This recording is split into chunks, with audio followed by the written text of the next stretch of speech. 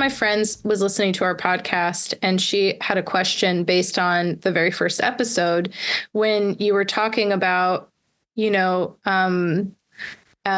at Classic U, basically you were there and you put your bodies in front of the trees, but your son was there and you put him in the like the bucket of a bulldozer. And she asked me, and she said, well, I really wonder what it was like for Marianne to be an activist and a mother, and how those two things maybe, what was it like to be both raising a child and also very politically active?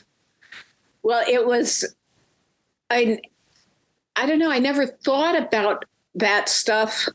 It's like, okay, I got a child, I have this appendage, and he's just a part of my life. And when I do these things, he's either with me or back then, he had godparents in San Francisco. And when things got weird, his godparents would step in and take him off my hands while I did whatever, insanity was going on at the moment.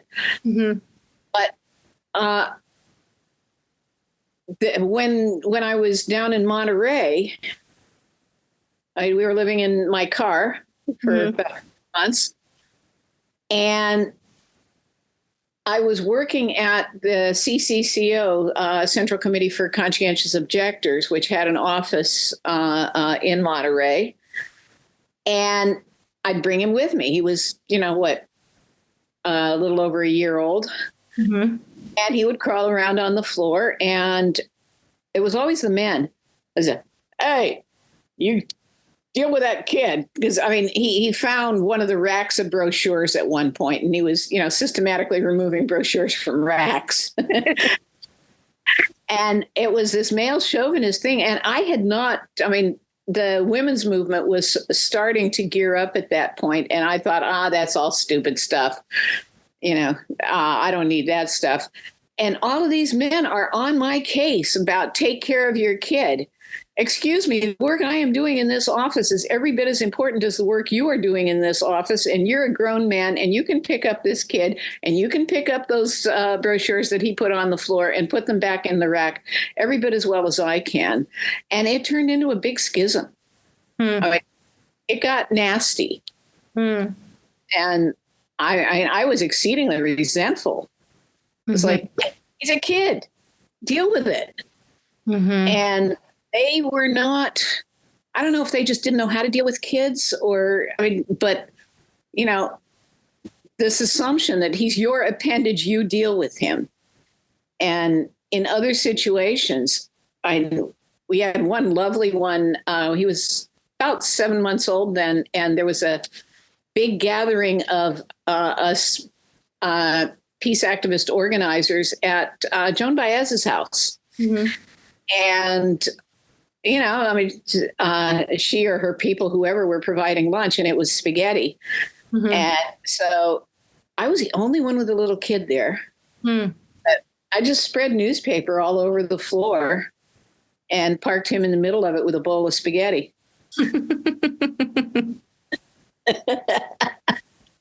And everybody thought that was ever so cute. But it was just, he was a part of it. Here on the island, the kids were just a part of it. And when we came here, he was 4 years old.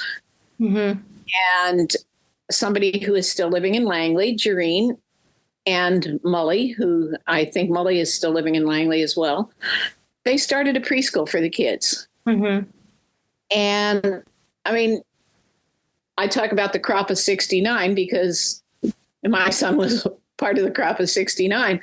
It was a mob of kids who ran around, and every now and then one of them would get in trouble, and whatever grown up was handy dealt with it. I went to a women's conference.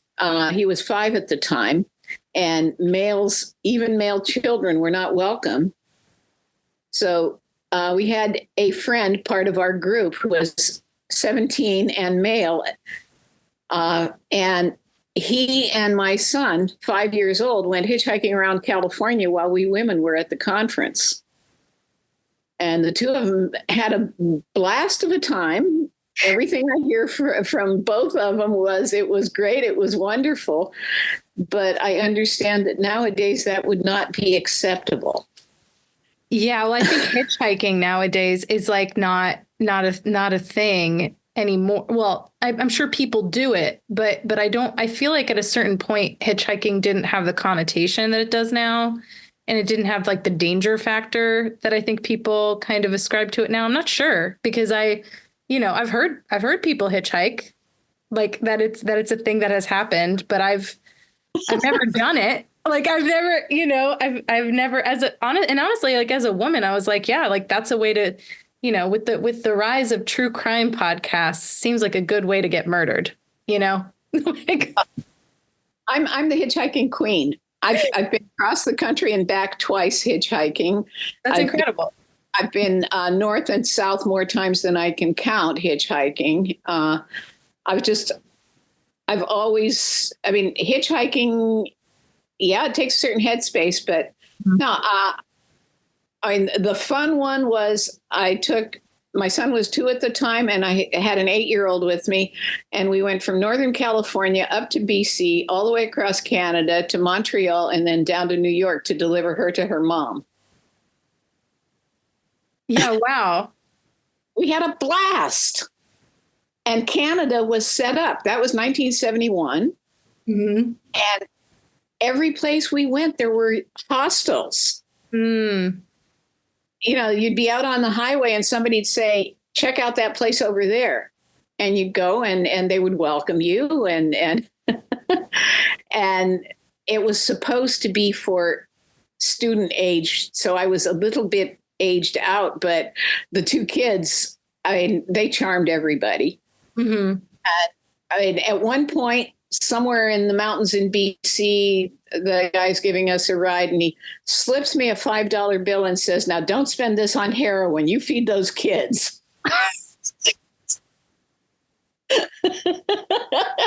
Okay. I can tell you for sure, I'll use this $5 to feed the kids. It was that kind of headspace that people were solicitous. Mm. And yeah, as a single female, yes, I've had one very, very bad experience. Mm-hmm. And otherwise, it's been good. Mm. And,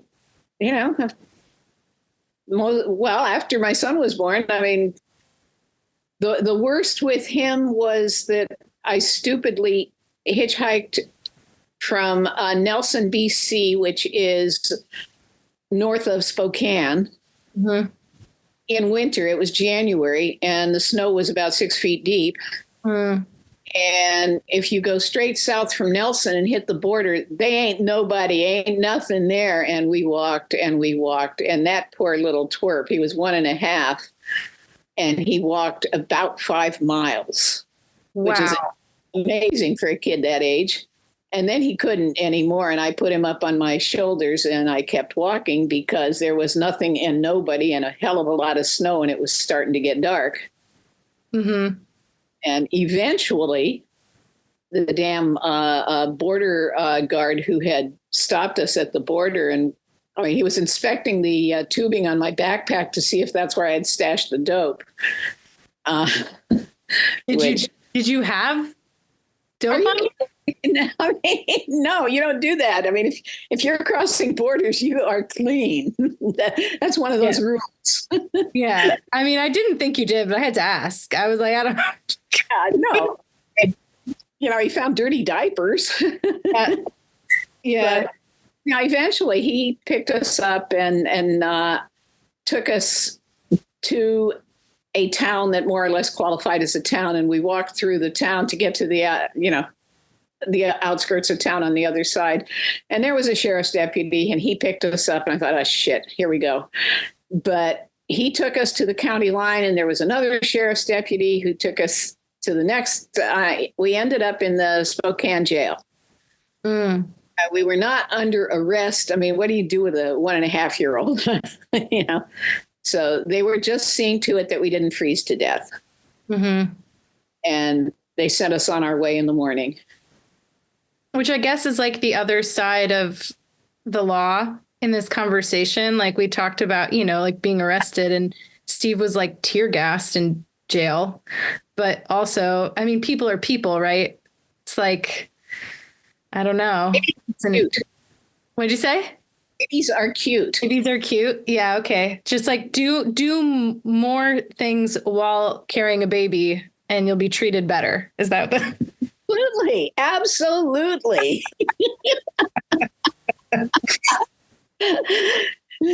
So I have another couple things. So like, we don't have to go into every time you've been arrested because I feel like that's not important. What I do think is important, though, is kind of talking about civil disobedience, its role in activism, and the ways in which that has translated into kind of your environmental activism. So we talked a lot about the Vietnam War era, and you said in our very first episode that you guys are leftover Vietnam War hippies who have transitioned into ecologists and environmental activists in this way. And I'm just curious about, I'm curious, like Marnie told me that you guys stole rare succulents from Deception Pass and then put them back because there was like construction that was happening there and you like didn't want the rare plants to die. And I just think that like that's the cutest civil disobedience I've ever heard. I want to hear more about those kinds of things. That they're not particularly rare, but in 1989, that's the centennial of Washington statehood, and WashDOT decided the way to celebrate was to blast out the rocks at the south end of the Deception Pass Bridge on the left hand if you're headed toward the bridge. Yeah. To enlarge the parking lot and make room for that for the bathroom building that's there. Really? Really? And we knew that was coming. And so we went up there and we pulled as much, Latin name, Sedum spathulifolium. I don't even know a common name for it. Anyway, we pulled the sedum off of the rock walls because they tend to grow in the little cracks in those rock walls. Mm-hmm. And we just filled up flats with the sedum because, they're going to blow the damn thing up. Mm-hmm. And they're not likely to survive that way. And we took them home and we propagated them out and we multiplied them greatly. And after WashDOT got done with their crap, then we went sneaking back and planted them back. I didn't think of it as civil disobedience. It was just plant salvage. Yeah, I don't know if it would be considered that, but I just think it's like interesting. I don't know, like the idea of, well, who owns that cliffside, right? Like that idea of like, was it, I don't know, like what are the rules around like taking plants from county or state property? There were rules and we broke them and we knew it. But what is civil disobedience? What we didn't know is that a man named Ranger Rick, who was the assistant to the director of the Deception Pass State Park, was spying on us all of this time. And I didn't know this until decades later, talking to him. It might have been his retirement party or something. But, that we snuck the plants out of there and then we snuck the replacement plants in. And Ranger Rick was on us all this time and he just kept his mouth shut. Cool of Ranger Rick. Also, being Ranger Rick is kind of an iconic, moniker. Yeah, I'd have to look it up. I can't remember his last name right now, but he was a sweetheart of a guy. He mm-hmm. loved his park, mm-hmm. and he obviously appreciated the kind of stuff we were doing. There are rules in the parks, and because of the professional side of what we do, you don't just waltz in there and grab stuff. You go through a long and complicated process to get permission, and you have to describe exactly what you're going to do and how and when and where and why and blah, blah, blah. And obviously we didn't do that with the sedums. We just took them and, salvaged them and propagated them and returned them. Those were younger, more innocent days. Steve is saying those were younger, more innocent days. Well, But have you guys done anything else like that like where the need from a conservation perspective was urgent and the rules were cumbersome? Well, we've done a certain amount of a little independent seeding of seeds that might not have been there on their own. I have a friend who does that in Jersey City. I think she calls herself the guerrilla gardener, and she seed bombs spots. You need to know what you're doing. And we have also done a certain amount of guerrilla weeding. When you're out in a natural area and you see something there that should not be there, you're not going to go back and find the director of that particular place and yada, yada, yada, yada. You just yank that stuff up. And I don't know that's, it's not official. It's not, quote, proper, et cetera. But I don't think there's anybody who would argue with you when you yank up a noxious weed. I remember getting threatened by what's her face. Oh, that idiot. Yeah. One of our restoration sites at the head of Penn Cove. We call it Schoolhouse Prairie. For the record, it's Zylstra Road at Penn at the highway. Okay. And there's a lot of Scotch broom that's been growing there for a long time, and it doesn't belong there. Oh, bull thistle? Is that what you were getting at that time? Anyway, this woman she was the shop superintendent for the county road shop. And she was giving us all kinds of hell about yanking weeds on public property, on public right of way.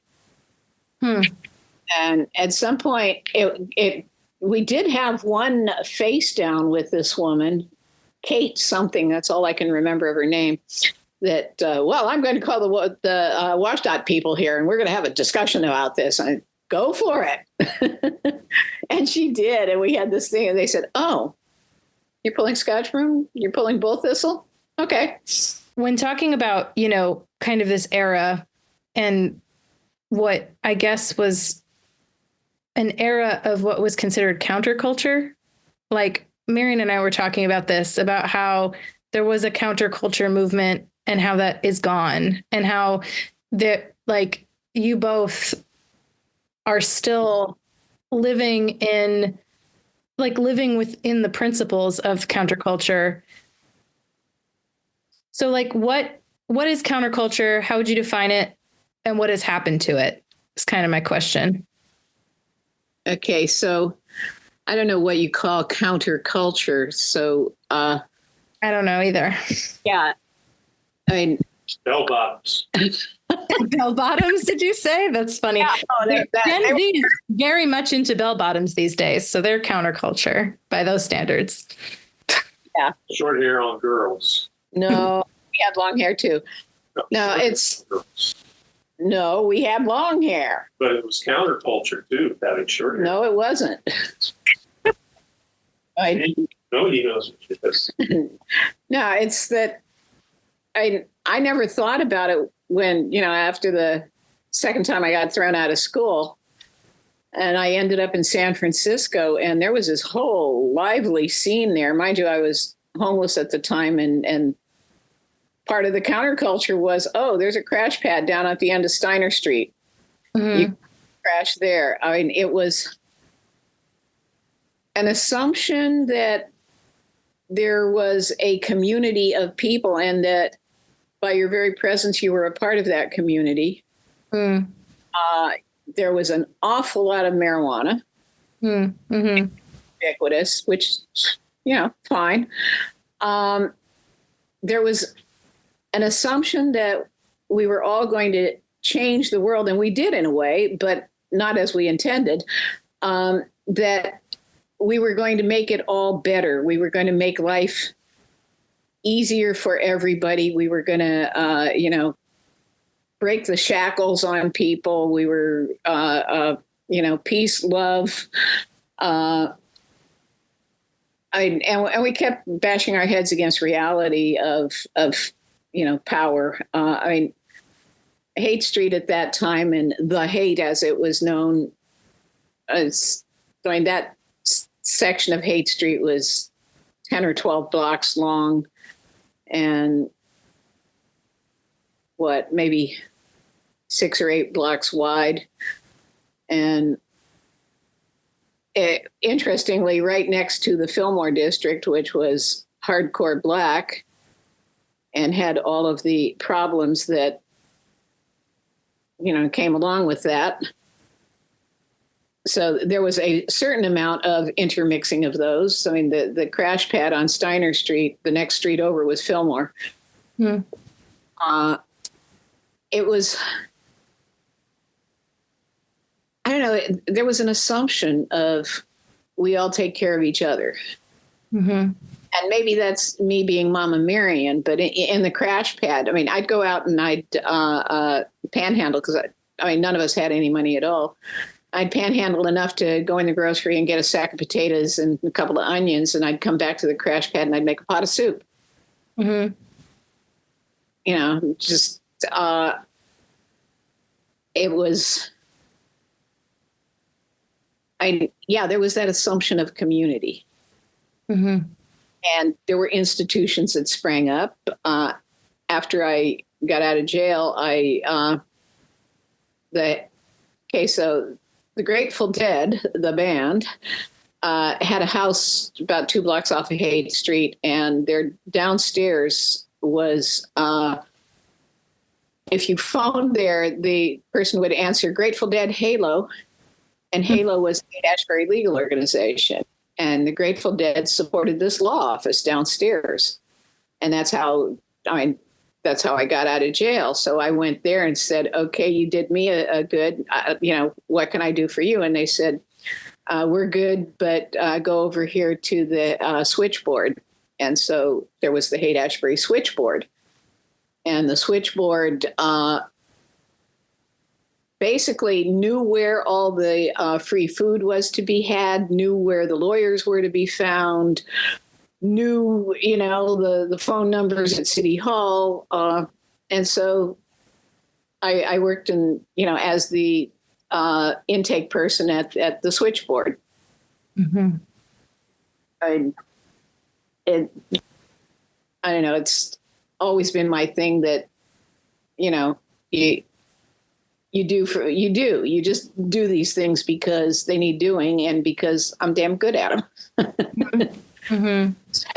People are good at other things. There was the free store, which was absolute fun. And it was a storefront, a fairly large space. And you brought stuff there and you took stuff away from there. And I just remember these 2 little black kids, they're maybe 10, 12 years old. And they're, sidelong glances in the store and trying to shove stuff under their jacket. And the woman walks up and says, you don't have to do that. It's free. And they had trouble with the concept. But, it was, this was the way that you recycled back then.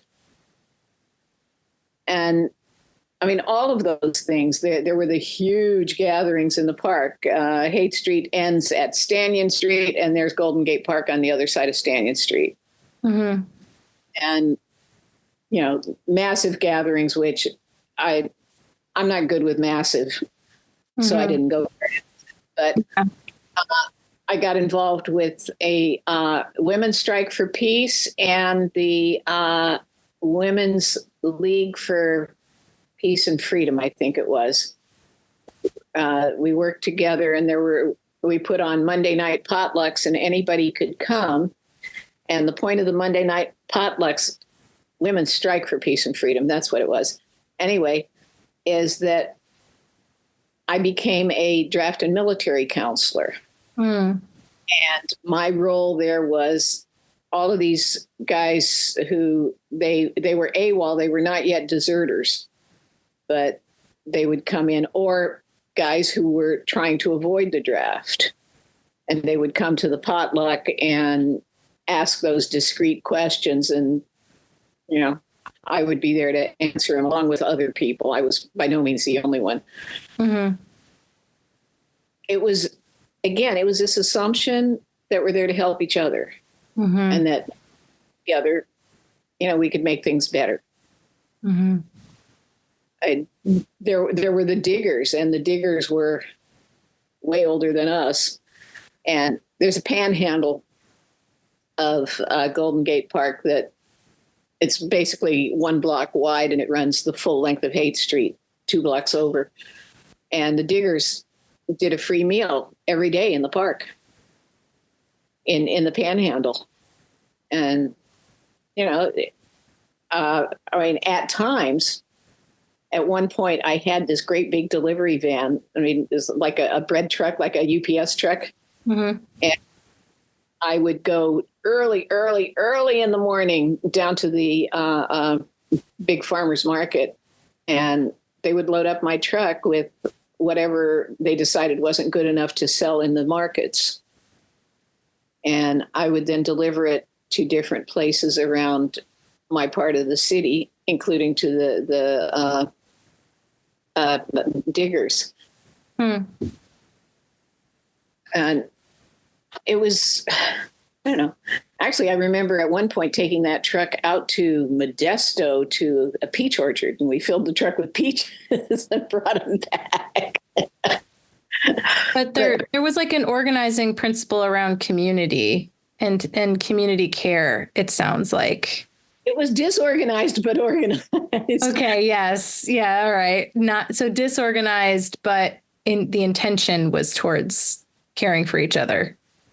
That was the underlying assumption. So what happened to that sense of community and that sense of I don't know. Part of that is that we were always hard scrabbling. There were a few people. Hey, I got a job in the post office. I felt rich. But there were those who wanted more and started to take advantage of their position in the community to get more. And,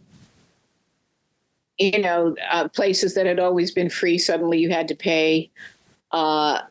Things that had always been accessible were becoming inaccessible. And somewhere in the 70s, there was the, what was it? The funeral for Hippie. And it was a big event on Haight Street, and I was already gone from Haight Street by the time it happened. But it was kind of, okay, all of us, we declare it's over. The hippie Haight Street thing is over and done. And many of us had left the city and gone to communes, and there were communes all over the place. Radically carrying on that principle. And by the 80s, all those hippies we knew, well, not all of them, but many of them, here I was on the island, and they were turning into yuppies. And suddenly, their bigger, better, boomier, whatever was more important than those community values. And it became a schism here. Oh, he went to work for Boeing. Oh, I don't talk to you anymore. You're just, one of those. You expect a free ride. And when I first came here in 1973, it was still perfectly okay. I walked into a house here and said hello, and they said, "There's your room." I mean, it was, that was the built-in assumption. And that became no longer a built-in assumption. Your room came with a big price tag, and maybe, we want to check your credentials. Yeah, I'm curious about that, because the schism, right? And the introduction of, I think, judgment, like what I hear, like that there's like a lot more, there became judgment around the way people chose to live, right? Like if you chose to continue to, I don't know, live in a counterculture way, there was judgment around that. And if you chose to go get a job at Boeing, there's, it's like you sold out, right? Like this concept of selling out is such a thing. And that's the opposite of community, right? Like, because you stop considering, I don't know. It's an interesting thing to think about in terms of like what is a yuppie? Curious, like what does that mean to be a yuppie? I'm asking for real, because I don't know if I understand, except that that's people who sold out. And I think the main thing was that people, so in the 70s, I mean, there's Jareen and Molly starting the preschool, and nobody was asking for money. They started the preschool, and it was in a shed. That shed may still be there on the south, like off of 6th Street. And it was just, here's a place for the kids. We are good at doing this, and we want to be able to do for the kids. Mm-hmm. And, eventually, it came to a point of, what, if we keep doing this, we need to eat too. Mm-hmm. Yeah. But the yuppie end of it, suddenly we've got fancy schools and charging lots of money. And there was just a qualitative difference. And I'm not sure that I can put my finger on that qualitative difference, but is it that bars access to those who can't afford? Because to me, that there's like, if you consider everyone to be a part of your community, people who maybe have more accept that they, like, in order for everyone to have access, that they maybe pay a larger share than somebody, so that somebody who doesn't have access can participate. That like seems like yuppieism creates like a barrier to entry, where like if you can't afford this preschool, your kid doesn't go here. Yeah, I think that's a fair way of saying it. So we started our own school, Tominos School, because my son went to public school in 1st grade for a few weeks, and the teacher called me in and said, "It's so sad. He's such a sweet child. It's so sad that he'll never learn to read." I was like, excuse me? What is that about? But I could not have him in a place where the teacher believes he is not capable of learning. Mm-hmm. Yeah, no, I understand that for sure. So we started our own school. Oh, interesting. So did you homeschool children? Or, I mean, I don't know if homeschool is the right word, but...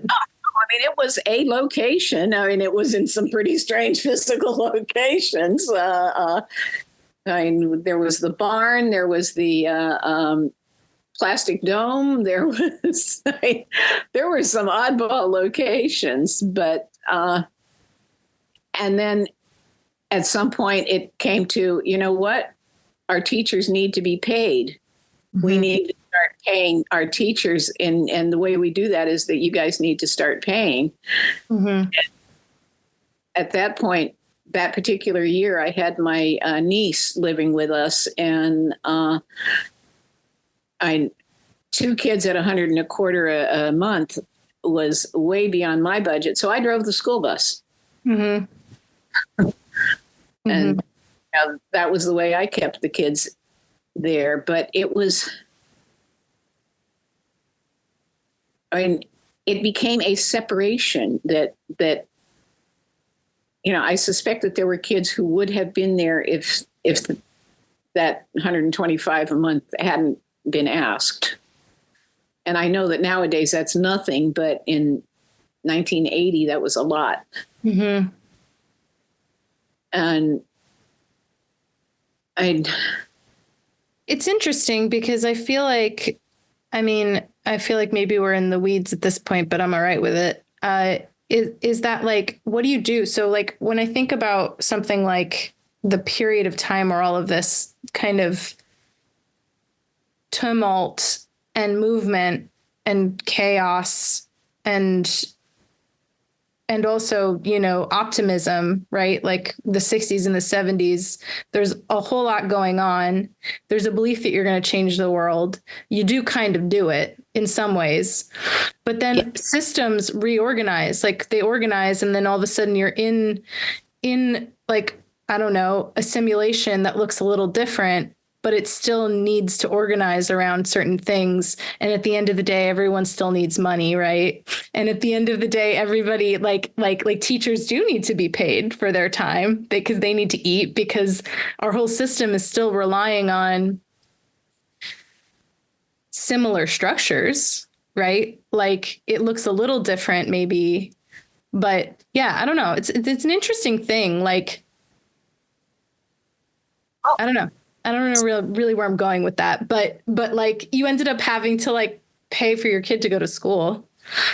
Yeah. Well, so driving the bus, like. So there were several attempts over the years at local currencies. And the idea being, that you can trade. I mean, it's beyond barter, but keep the money within the local system. Mm-hmm. And what I saw was that, you could get your chakras read and you could, get a massage done.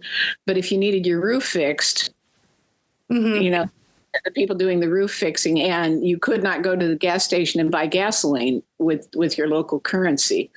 Mm-hmm. And so, I don't know, Comox Valley, British Columbia, had a local currency system for a long, long time. And I don't know, I thought I heard that it was no longer happening. And I am most curious about the history of that.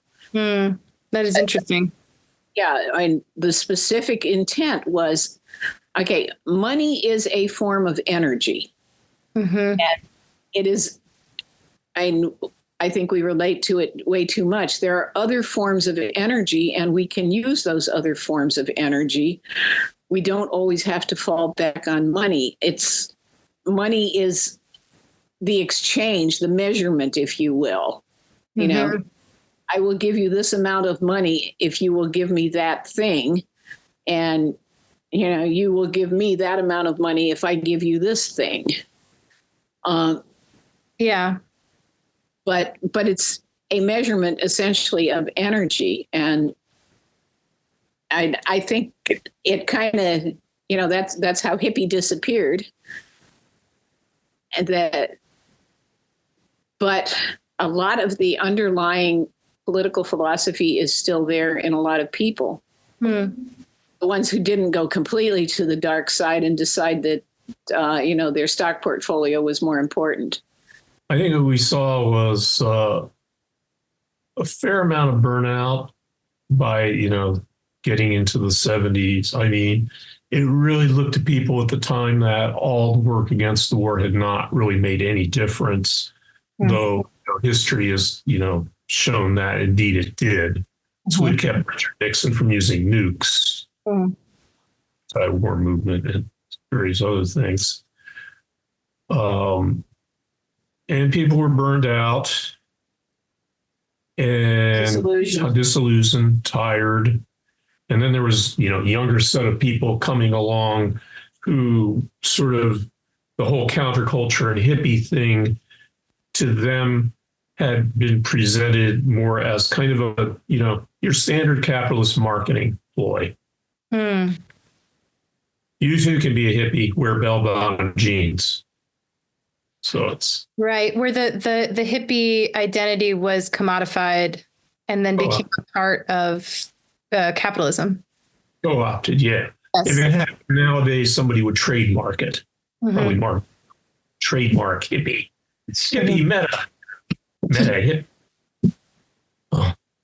So, and, some people decided to cash in, in the sense that, they joined the system, as it were, giving rise to the yuppies, young urban professionals is one definition, I think. But mostly we looked at it as kind of, people who are just going to, go right on ahead in the system. Now, a lot of the things that did get started in the 60s really continued and just became mainstream. And nobody quite realizes it now that that's where they had their, birth of. And that includes, the environmental movement. Yep. And all those pesky environmental laws. Mm-hmm. Earth Day, which we're recording this on Earth Day. And that was a lot of the, medical care that is available now for people outside the total capitalist system, if you will, was a result of those times. Medicare, Medicaid. So, that cultural revolution, if you will, certainly had an impact long term. Whether it did not lead, to the revolution, it did not lead to a wholesale, which I say, realignment of American values, or the way the country works, its basic principles. Even many of the worst of those principles did not get changed, but the contradictions did rise to the surface. So you don't hear many people nowadays talking about U.S. imperialism, but that's essentially was at stake, in the Middle East now and various other places as well. Yeah, we talk about colonialism and decolonizing, and rather than imperialism in particular, but they're not. They're adjacent. I don't think they're exactly the same. They're adjacent. Yeah. And I think the U.S. coming to grips with, the really nasty parts of its past and its founding myth, like slavery, like genocide of the indigenous people, long term will be much better for the society and the culture. But part of the great, conflict we're seeing now, I think, is a result of that reckoning. Because indeed, there's a lot of people who just was back to 1950s, rah, rah, rah, America, we're the greatest nation ever. Nothing we do is ever bad. And we are exceptional amongst all other nations that have ever existed. Now, of course, any reasonable historian is going to say that's absolute nonsense. But I think part of what we're seeing now is the conflict between that reckoning and that resistance to that reckoning. So, Confederate monuments or no Confederate monuments. Well, the Confederates were a part of our history. What is the proper way? What is their weight in history? How should it be realized?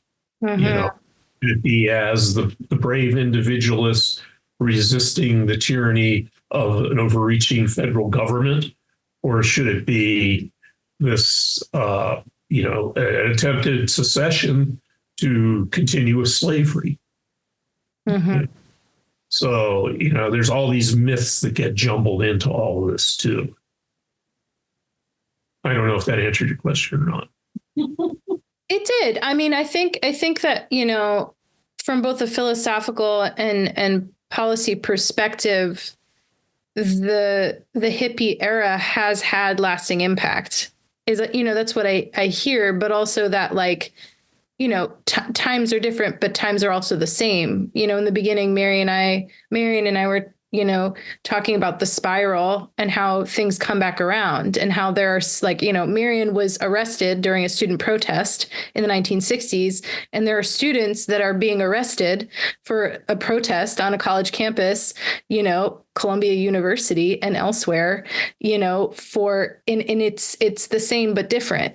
it's like there's parts of things like slavery doesn't exist in the same form anymore, but our prison industrial complex and the 13th Amendment has created a situation where functional slavery does still exist in the United States. So it's this like the organization, the organizing principles remain the same, but it's like shifted somehow. And I'm always curious, like what that means for us. Right. And I think, to bring it back to ecosystems and environmental protections, it's just, I'm curious what that all means for us, like, and what it is that we need to be doing. I think it's also just completely fascinating that the two of you who have lived very, how do I say this, like sovereign lives, in your own sovereignty, from my point of view, also work within the system, right? Like in a certain way, like you guys know more about the inner workings of Island County, zoning and ordinances and like, environmental law within Washington state. And it is fascinating to me that having journeyed through your own activist journeys, that you ended up in that place. I don't think it's by accident at all, obviously, but like it is like, Not sure about that at all. It's an interesting. Back in the it is an interesting contradiction. Yes. Peripherally involved in Earth First. We knew a bunch of people in Earth First, and we're philosophically, shall we say, inclined in that direction and supportive. Mm-hmm. And and I also knew people back in the 70s who were very involved in the anti-nuclear military movement. And I observed in them that they became civil disobedience junkies, I'll call it. They became CD junkies. And it really is when you're sitting there and your arms are locked and they drag you away. It's an incredible adrenaline rush, okay? And I have to say, sitting in front of a bulldozer in a clear cut and keeping it from moving is just an incredible adrenaline rush. It really is addictive. And some people get addicted to that beyond the point where it makes sense doing it as a tactic, Right, it's no longer strategic. That's like to my point earlier, like when I was protesting for Occupy Wall Street, they knew people were going to be arrested. They were leading them onto the bridge in the middle of traffic, and they had prepared for that. It was like on purpose, It's ritualized, and sometimes the cops forget the ritual and start cracking heads, Mm-hmm. But so, I was inclined in that way and everything. And then our first GMA win, maybe it was our first, maybe it was our second, I don't remember, had a little effect in Island County, okay, part of it. But then somebody used that in Skagit County to, basically shut down development on 250,000 acres or so. Right. It's set precedent, right? Right. And, I went, wow, that's more than I've ever done sitting in front of bulldozers. So sitting in front of bulldozers, physically, personally felt better than standing up like writing a legal brief. Mm-hmm. Okay. Most people can't understand at all. Mm-hmm. So I kind of went, well, what am I about here? Well, I'm trying to be effective. Mm-hmm. That's the end goal here. Yeah. Otherwise, it's just a trip. And so, it still can be an ego trip, obviously, in other ways. But so, the law kind of took me away there for a while. But I've never been of the, I want to be a lawyer or I want to use the law because the law is this majestic, pure thing or anything like that. And, I know attorneys who got into law because they believe in it. Right. And I don't believe in it that way. I'm not sure I have an alternative. Mm-hmm. Necessarily believe in it that way, but it's a tool. What are the philosophical principles that we can all take away from the hippie? Oh, good God. Well, it comes back to ecological principles. Mm-hmm. No organism lives in a vacuum. Every organism is connected to other organisms and work as systems. And so we as humans are part of a larger organism or system. Mm-hmm. And each of us has some kind of place in that system, and you can make decisions about what that place is. Mm-hmm. But for that broader system to work, it needs a certain amount of cooperation among the pieces and parts of said system. Yes. Yes. And that system is community. Yeah. And that we're all here with the intention to take care of each other, right? Yeah. Where did I see it? Somebody was making fun of it. We all do better when we all do better. Mm-hmm. That used to be the thing that we all said. Mm. Yes, we do. Each of us as individuals does better when we all do better. Another man up in the pulpit in the state house, head of the table with a black pen, scratching egos, talking too loud, externalize every outcome, every warm gun, every profit, and kneeling down to the flashing numbers, the NASDAQ, the cold constructs, running backwards to just keep moving, just keep moving, just keep moving. I'm learning every lesson that our mothers tried to teach us. This podcast is a production of the Whidbey Environmental Action Network and is made possible by our generous donors. Produced, edited, and mixed by me, Amanda Bullis. Special thanks to Marianne and Steve for their years of service through action and for lending their voices to this podcast. To WEEN's Executive Director, Marnie Jackson, and our board for their leadership. Special thanks to Whidbey musician and WEEN board member Nathaniel Talbot for letting us use his track, Intuition, from the album Animal, available on Bandcamp. Every day on your paycheck, a volume of confidence against the idea of your body being put into your own hands. So please don't hold it, please don't hold it, please don't hold it back. Unleash the power, the straight logic of compassion. What I need now ain't that old religion or the cold hard facts. Just need a woman's intuition, get us on track.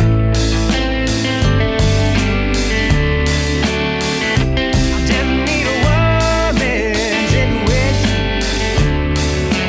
get us on track.